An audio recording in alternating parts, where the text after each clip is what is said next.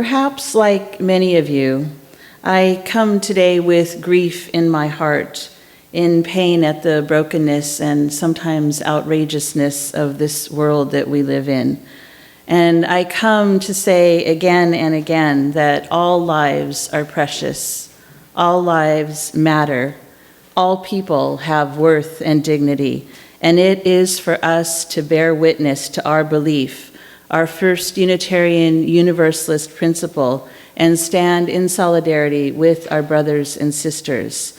So this morning, here is my invitation to you. Don't leave your broken heart at the door. Bring it to the altar of life.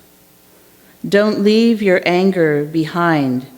It has high standards, and the world needs your vision. Bring them with you, and your joy, and your passion. Bring your loving, and your courage, and your conviction. Bring your need for healing, for restitution, for justice, and bring your power to heal, to love, to witness. There is work to do, and we all have, all that we need to do it right here. The change that must happen lies in our hands, our hearts, our tears, and our voices. In this time of grief and anger, beauty and praise, let us bring our whole selves to worship together this morning. And fittingly, our opening song is "We Laugh, We Cry." Will you please join me in this time of meditation, prayer, silence?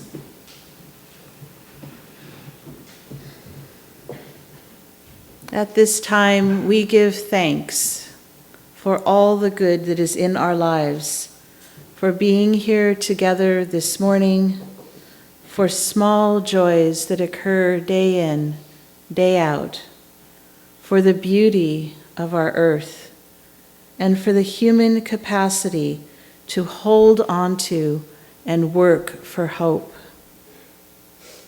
We reflect on the many ways we have fallen short of our best aspirations. We gather together here and now to pause, to reflect, to be strengthened and renewed, so that we can face this coming week with new resolve, new energy, new purpose, as we are called back to our best selves over and over again, both individually and collectively. We acknowledge our own need to listen more, to share more, to remember with humility all that we still have to learn about what it means to be human, about what it means to live in covenant and community, about what it means to be a responsible citizen of our planet Earth in this time and this place. May we be present to the suffering of our neighbor, near and far, as well as our own. May we remember that we cannot be free if our neighbor is not free. May we seek not only wholeness in our own lives, but also in the lives of others. In this sacred moment of quiet, of stillness, let us listen for that still small voice within, speaking to us of hope and of what is possible, speaking to us of what we seek in our lives and our world, reminding us of the ways that all things are connected and interdependent. Please join me in a few minutes of silent reflection. So today we are tackling just a small topic. one that has occupied the human mind for millennia and has been the cause of so much bloodshed and evil in our world, as well as the cause of so much joy and goodness. One day I was walking past a Starbucks, and at a table in front of the store, there was a young child who was being tutored, and he had his books spread out, pencil at the ready, and that look of concentration on his face.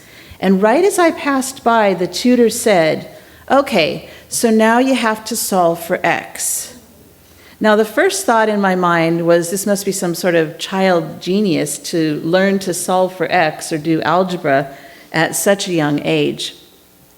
But the second thought involved that phrase, solve for X. What a perfect metaphor for what lies before each of us.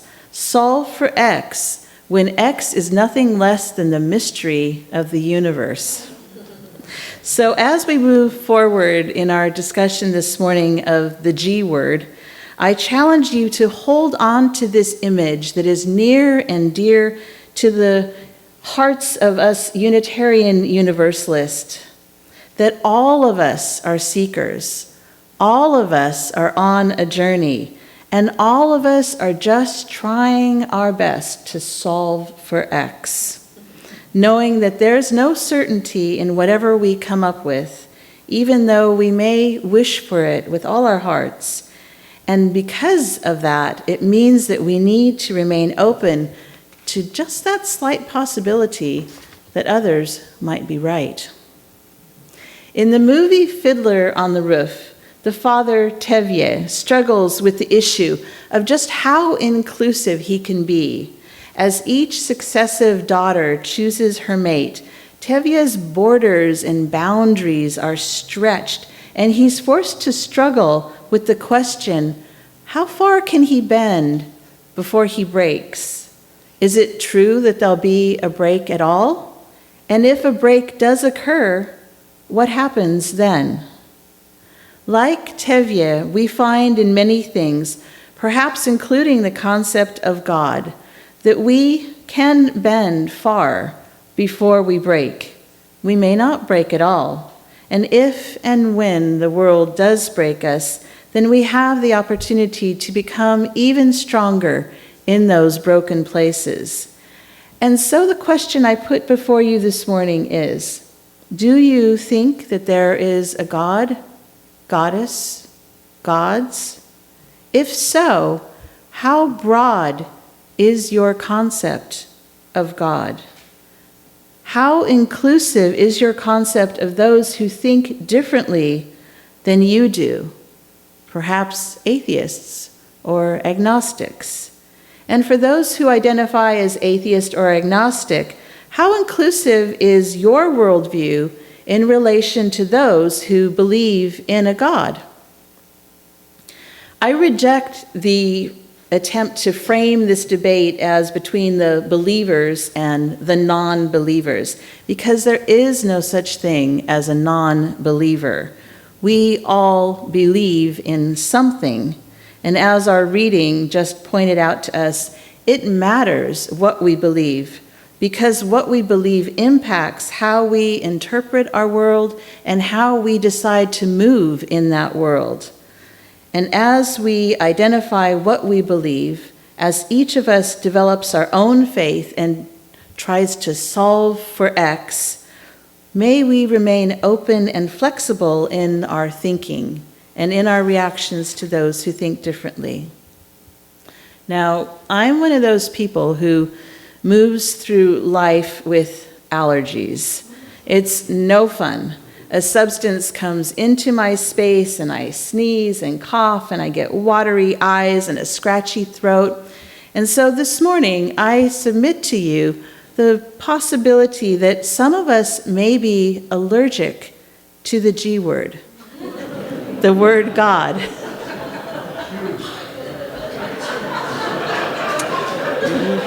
Okay, hit a chord there. But this discomfort with the word God may actually be a liability. because it invests so much power in a word or a symbol. My hope, truly, is that we can grow beyond this discomfort and really look into the meaning that's contained behind the word and see if there might be some common ground between those who identify as theists, atheists, agnostics, and those who don't know and are still searching. My hope is that, like Tevye, today we can do a little bit of bending and stretching of our boundaries, because therein lies the hope of moving past this polarized debate and opening our minds up to possibilities inherent when people use that word God. It is for all of us to benefit as we remain open and listen to each other. For as James Luther Adams, one of our great Unitarian ministers from the past century, put it, people can die from hardening of the categories. So let's talk about God. What do people mean when they say God? The word God is such a large concept, and a real danger occurs when we actually think that we're talking about the same thing as someone else. This word can create an illusion of communication among people when they're actually talking past each other. There are as many concepts of God as there are people in the world. The author Richard Dawkins uses the following definition. He says, for him, God is a superhuman, supernatural intelligence who deliberately designed the universe and everything in it. And although author Karen Armstrong argues that this definition, sort of a more traditional definition of God, is out of date, I think for some of our rank and file theists, this definition may not be far off. We live in a society where an overwhelming majority of Americans, 80% of our fellow country people, believe that Jesus will return to earth, where approximately half of all Americans say that they would refuse to vote for a well-qualified atheist candidate for public office, where personal success or failure is directly attributed to the concept of God. But to me, this is a small God, a God who might be like a genie fulfilling wishes, a God who will save us from ourselves. But let's try to move beyond this concept. And this is where the concept of God gets really interesting. The Reverend Alexi Crane said, I am an atheist. I do not believe in God, never did. But there's more. I also love God. I'm an atheist who loves God, because the word God serves as a symbol, a focus for thoughts and feelings and intuitions that go into our intimate and inward relation with the whole of reality, both known and unknown, seen and unseen. An atheist who loves God. God may be seen as a mother, a lover, a friend. There's the pagan concept of the feminine divine, liberation theology's definition of God as having a preference for the poor and disenfranchised, process theology's understanding of God as embedded in and active in all things, a God that is absolutely relational. And then you have people who define God as an aspect of nature, or as love, or truth, or humanity, or mystery, or the earth, the universe. And others treasure the same things without calling them God. Comedian Stephen Colbert, one of my heroes, came up with this tautology. God is love. Love is blind. Stevie Wonder is blind. Therefore, Stevie Wonder is God. All images of God. I have this image of the concept of God as a multifaceted disco ball. Does anybody remember those big balls they hung on the ceilings? Each small polished mirror as a different facet of the whole. And from there, it's not too far of a stretch of imagination to think that maybe some of those polished mirrors do not contain a belief in God at all, but are simply other ways of trying to express this ultimate mystery of life. Each theological position is a way of seeing the world from a different angle. Listen to the following poem and move beyond the language that it uses and instead focus on the feeling that it evokes for you. I thank you, God, for most this amazing day, for the leaping, greenly spirits of trees and a blue, true dream of sky, and for everything which is natural, which is infinite, which is yes. I, who have died, am alive again today. This is the sun's birthday. This is the birthday of life and love and wings, and of the gay, great happening illimitably earth. How should tasting, touching, hearing, seeing, breathing, any lifted from the no of all nothing, human merely being, doubt unimaginable you? Now the ears of my ears awake, and now the eyes of my eyes are opened. Regardless of your theological orientation, can you relate to that exultation, the joy of living, and the gratitude expressed by the poet E.E. Cummings in that poem? If you identify as an atheist or agnostic, can you get past the God language and really hear the human feelings expressed? Like the multiple concepts of God, we find an equally bewildering range of concepts of the universe from atheists and agnostics.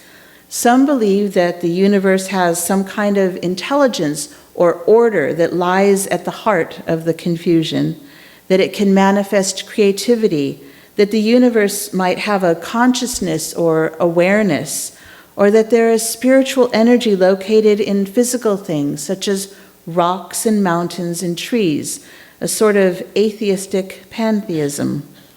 Some are content in the belief that reality is here and now, with no concept of any external intelligence, energy, or creativity. With this amazing and abundant array of concepts of God or no God, how do we walk in covenant with each other, each of us carrying our own solution to the problem of solving for X?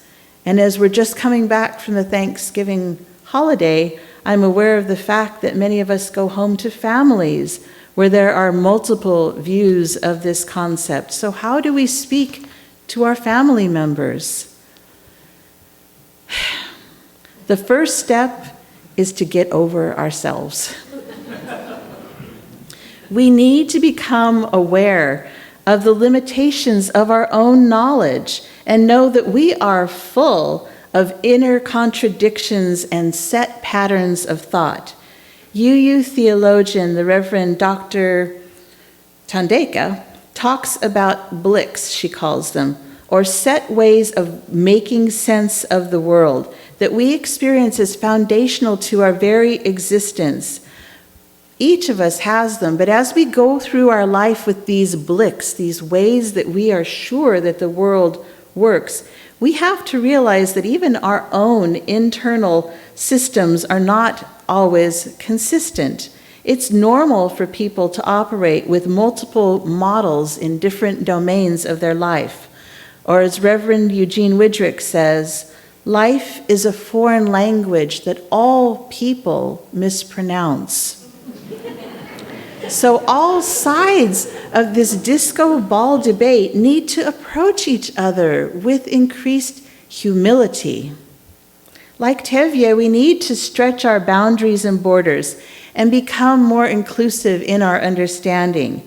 Those who tend toward the atheist end of the spectrum need to grant that the ideas of mystery and divinity are not silly, and they're also not easily dismissed. And those theists on maybe the other part of the spectrum need to grant that the holy is accessible to and can be articulated by atheists. We are all on this crazy, wonderful ride called life together.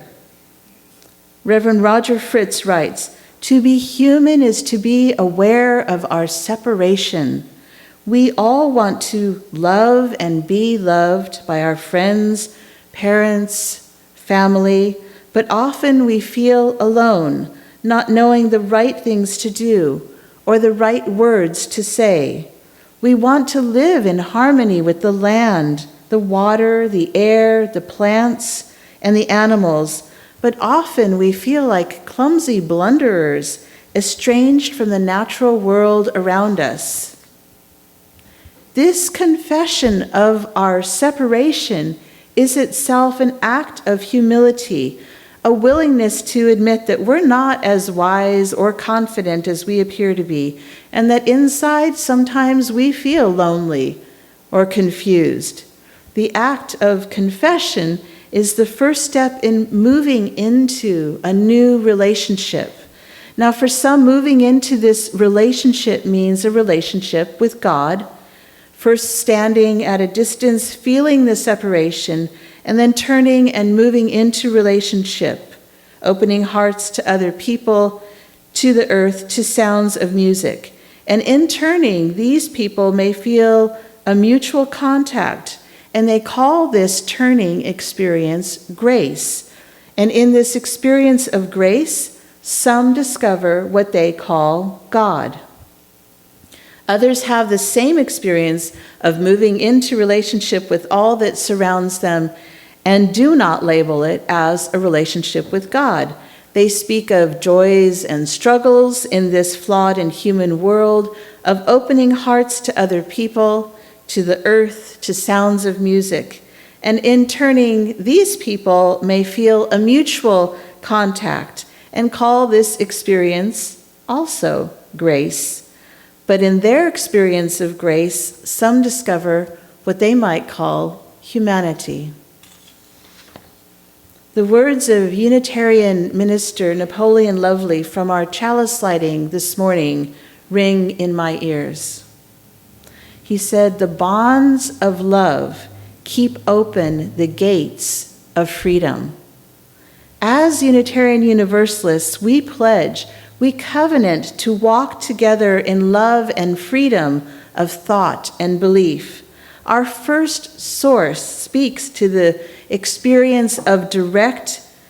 direct experience of transcending mystery and wonder, and our UU principles tell us to affirm the acceptance of one another and encourage each other to spiritual growth, and to promote the free and responsible search for truth and meaning.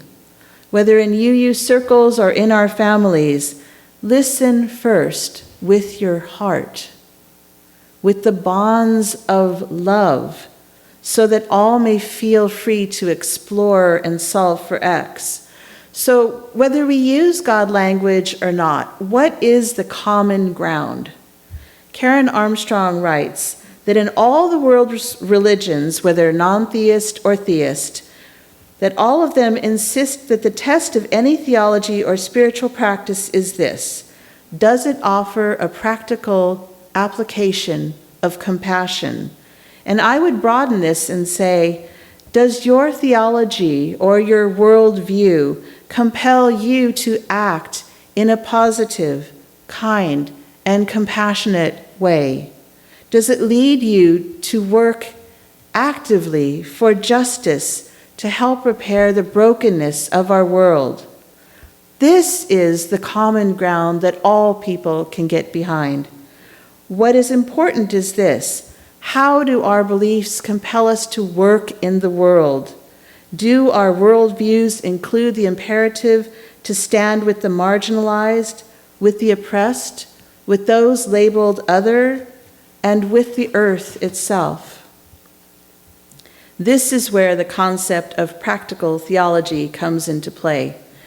Jesus wasn't a formal theologian. He was a practical theologian. In the stories that we hear of his life, he sought to live out the compassion that was his theological imperative. The emphasis was on lived experience rather than belief. A friend of mine who is a Christian gave me a card that reads, and I have it up in my home. It says, "Preach the gospel. If necessary, use words." And this is my hope and my question to you and to myself. How will we choose to live our theology? The hope for the future of our planet, the fate of the earth itself, may hinge on the question of whether or not we as human beings can open our arms to those that we've labeled others. In our pluralistic world of today, we must find that middle ground that acknowledges and celebrates diversity where possible, yet keeps firmly in sight our common humanity and the precarious state of our shared home. Regardless of the language that we use, there is much work to be done. And so I leave you today with a challenge. I challenge you to write your credo. Write a statement of what you believe to be true and what you have found up to today in solving for X. And feel free to share your credo with others. Talk and listen, and feel free to change your mind. Share with others what you made out of the Play-Doh today, your understanding of the holy.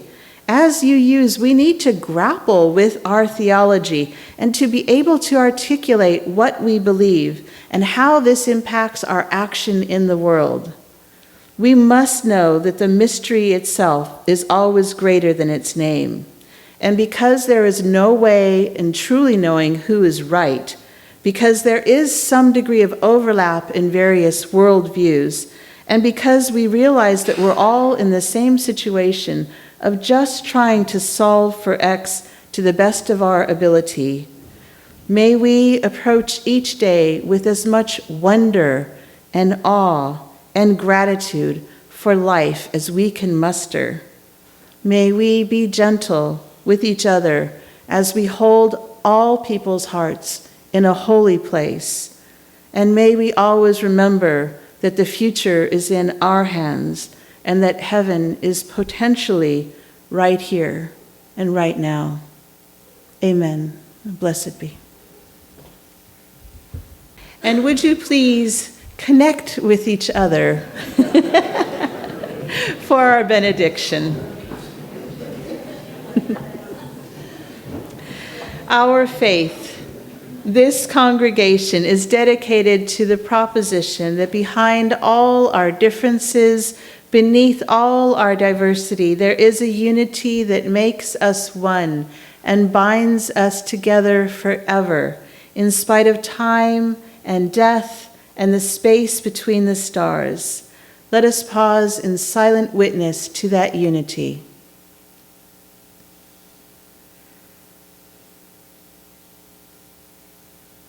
And may the blessings of love be upon you. May love's peace abide with you. And may love's presence illuminate your heart, now and forevermore. So be it. Amen. Blessed be. And now, as we extinguish the light of our communal chalice, our service truly begins.